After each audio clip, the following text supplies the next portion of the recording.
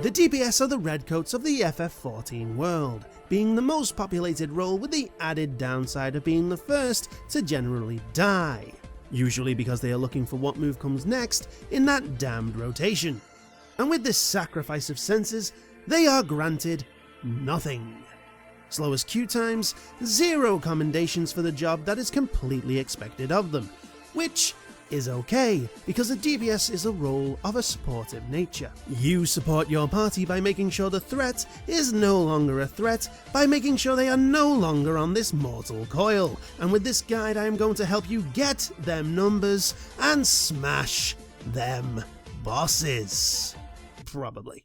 Now before we start, I'm going to ask for that like, share, subscribe and the following and hostage of the Twitch and Twitters. Mainly as this guide had me cramming so much info into one video as nice and neatly as possible that the doctor said the tears of blood may be permanent.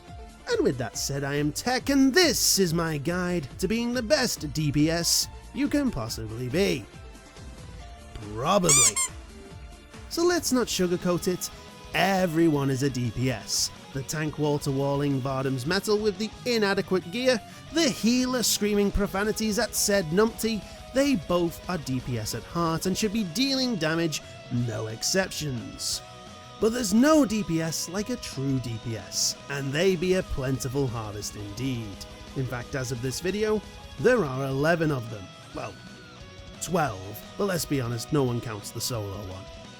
It's true, but he shouldn't say it. And all these jobs branch off into 3 different sub-roles: melee, caster, and physical ranged. Melee, as the name states, are all about the up close and personal, focusing on positional placements and dialed in combo links to deal big damage. Caster DPS rely less on linked combos and more on attack structure, using spells in specific orders to get you the numbers you need. And physical ranged, or fizzies as I call them, are the most mobile and rely purely on reaction, waiting for something to proc, making up for this lack of substance damage-wise by supporting the party members with their individual mechanics, for the most part at least. Now each sub-role is just as important as the role itself, and that is because of the rule of 5. So when a full party is formed, there will be a 1% stat increase for each role in your party. 1% for the tank role, 1% for the healer role, and then we get to the DPS, where you get 1% for each sub-role. 1 for melee, 1 for caster, and 1 for physical ranged. The last DPS doesn't really matter because the 5% has already been fulfilled. And this 5% can be extremely valuable, as it can be the difference between either a big attack killing you versus you surviving, or you clearing the boss versus that 0.01% HP wipe. So to guarantee this 5%, we use the Party Finder. You set up the fight you want to do, give it a title, and then you allocate your roles. Simples. Now, let's talk utility. All DPS have utility built into their core, and all utility is created equal. But some are more created equal than others. You have utility in the form of damage increase, be it weakening the enemy's defenses, boosting the chances of rolling a critical hit, or having the party fill up your own personal gauges for more attacks. Then there's the defense utility that provides damage mitigation, increases healing potency, or straight up heals the party in some manner. Maybe you have the ability to raise party members and keep the fight going longer. Or maybe you are greedy and offer none of that trivial stuff. Instead, you are the utility, with your big, meaty numbers. We have 3 of these gluttonous deeps: the samurai, the black mage, and then technically the machinist. And while that gun-toting rebel probably needs a bit of a damage increase to solidify that greedy name, the other 2 are the highest damaging DPS jobs there are. Doesn't make them easy to play, and it doesn't make them better than everyone else, but it's something to consider when looking at that utility. Sure, the black mage can't raise your teammates and the samurai can't boost your damage, but they'll be the prime target for certain buffs and will put the hurt on the enemy when needed, and that's good enough for me. Role actions are as followed.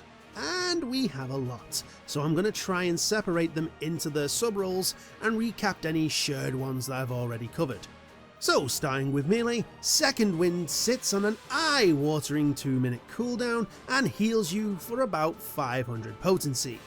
Not much I know, but if you get hit you can pop this and try and give your healer less need to waste more than one healing action on yourselves, keeping that overall DPS up. Sticking with the theme of self-healing, Bloodbath sits on a much more reasonable 90 seconds and converts around 18 to 19% of the damage you deal per hit into health for 20 seconds. This is not limited to one enemy either, so you can get a lot of heals in the more enemies you hit. Now this ain't no bloodwetting, you're not gonna out-heal a big mob, but you may hold on long enough for the dead tank to be brought back and pick up where he left off, especially if you use Arm's Length.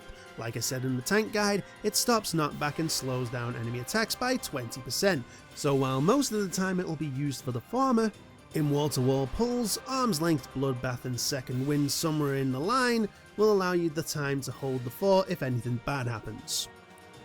Or if you are running trusts, can pull the remaining mobs over to the AI tank and hopefully survive until they pick them all up. Next is Leg Sweep, the original low blow. Lasts for 40 seconds, stuns the enemy for 3, it's useful if you have a tank other than Paladin as that means an extra stun in the fray. Otherwise, leave it to the Paladin. The last of the mitigations, Feint, sits on a 90-second cooldown and lowers the enemy's physical damage by 10% and magical by 5. It's not much, but it's a lot better than it used to be. Only downside is it's one target, so in dungeon situations you're gonna have to pick the hardest hitting mob and feint that. Still, better than nothing. Finally we have True North, the ultimate boost. This sits on a 45-second cooldown, has 2 stacks and removes positional requirements for 10 seconds. This means that moves which deal more damage from the flank or side will deal that damage wherever the hell you want to stand. This can be useful for monks and ninjas, as this can eliminate the need to alter positioning on your flank attacks, as you only need them roughly X amount of times as opposed to the rear attack which is constant. But for everyone else it's okay too. For casters we start with Addle, the polar opposite of Feint. Still has that 90-second cooldown, but this time magic has the 10% reduction and physical 5%. This again is a lot better than it used to be, and moves like Archmon are usually magical based, so we'll see a lot more use there.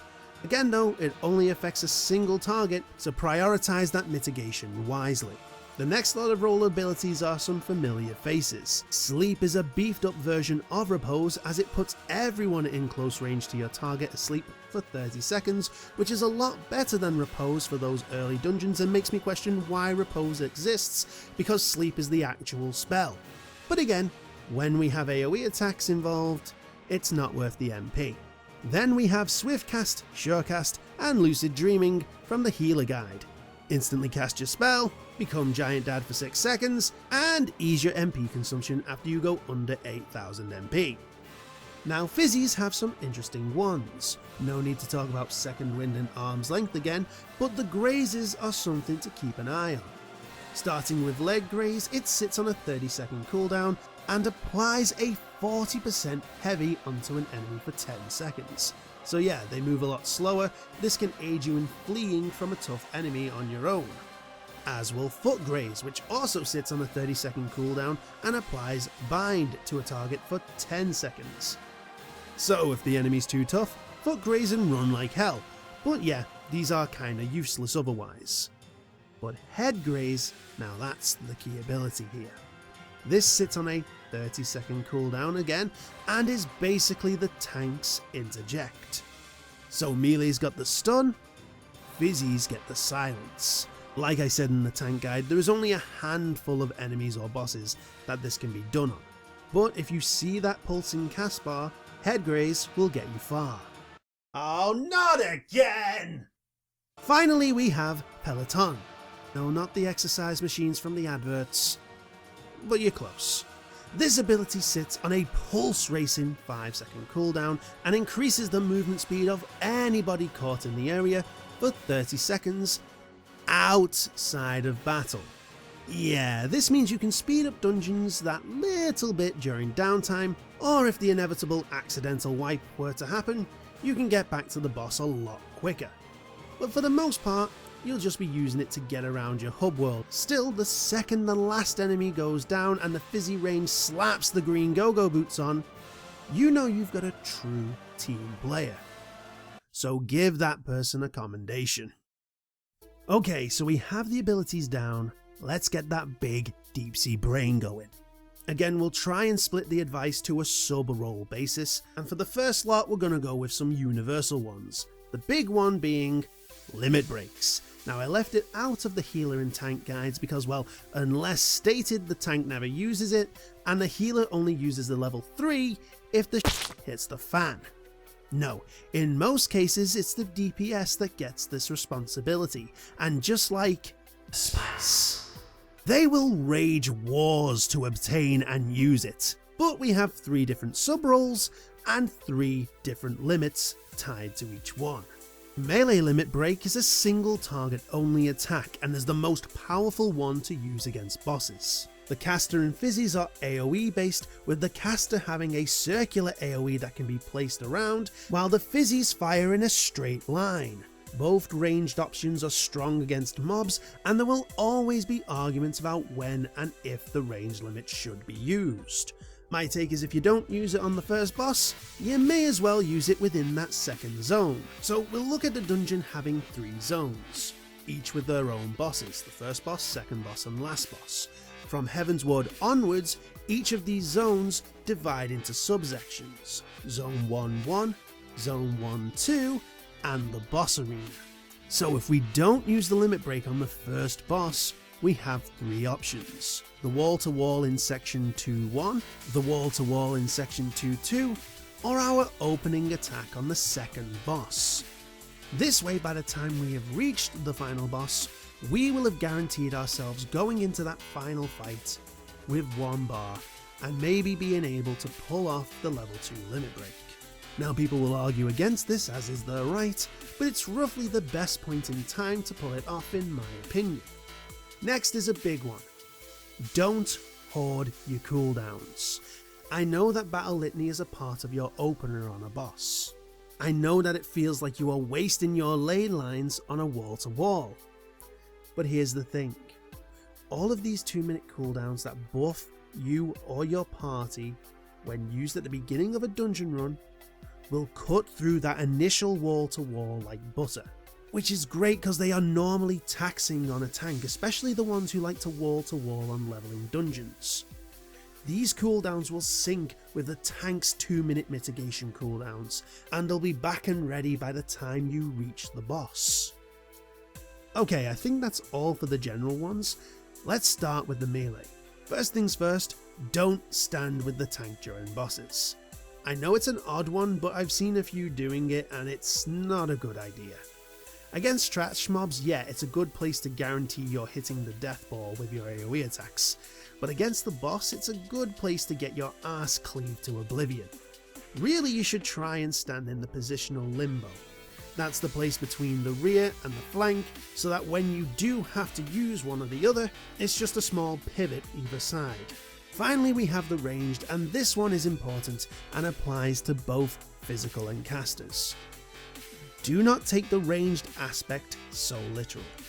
What I mean is you don't gain anything by being the furthest player from the boss. All you do is miss out on protection and healing. Really, the best position is either right by the boss or between the melee and the healer. That way you are safe from any close quarters attack the boss has, and you'll be hit by any heal or buff coming your way. Now look, the DPS role is one that in my opinion gets undervalued a lot.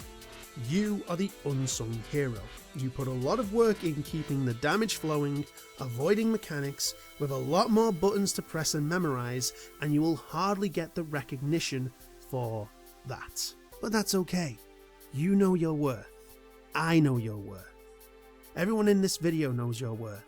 And as long as that tank is alive, you will be able to unleash hell, and unleash hell you will. If you keep that in mind, it's all smooth sailing.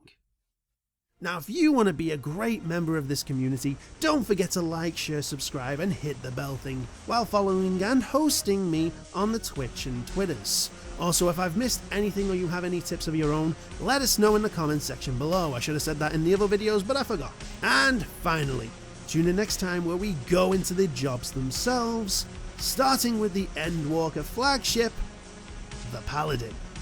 But until that day, this has been Techno Odin. Stay safe, claim skulls, smash bosses, and take care.